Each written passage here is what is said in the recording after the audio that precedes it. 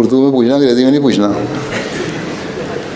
اس کا کیا نام ہے اس کا, تمہارے جگہ کا کیا نام ہے؟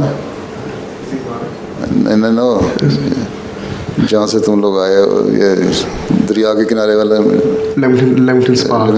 یس, لیمنگٹن سپا, یس. میرا سوال یہ ہے حضور, آج کی ترقی یافتہ حکومتیں میثاق مدینہ سے کیا رہنمائی حاصل کر سکتی ہیں؟ کیا رہنمائی حاصل کر سکتی ہیں؟ رہنمائی حاصل کر سکتی ہیں کہ انصاف کس طرح کرنا ہے, آپس میں مل جل کے کس طرح رہنا ہے, اور لوگوں کے مذہبی جذبات کا خیال کس طرح رکھنا ہے. تو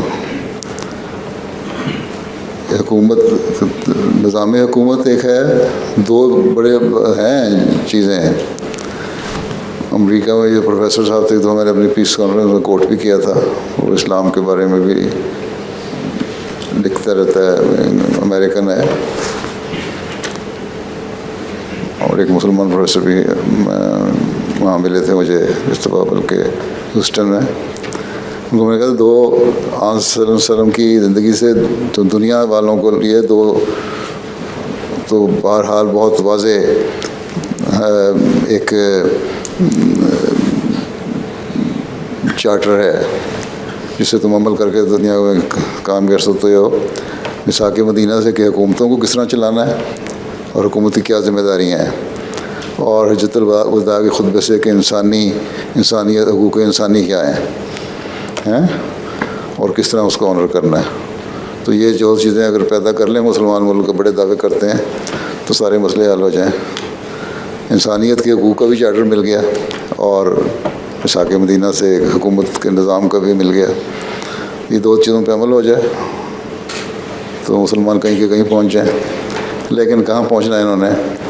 وہی لوگ, کل میں نے ان کے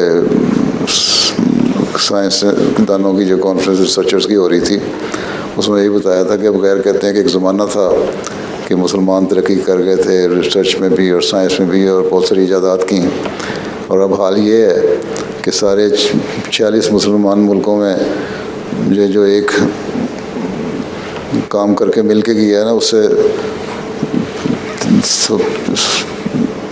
ہزاروں گنا زیادہ صرف کوریا نے کر لیا. تو اب یہ حال ہے ان کے, تو انہوں نے کیا کرنا ہے؟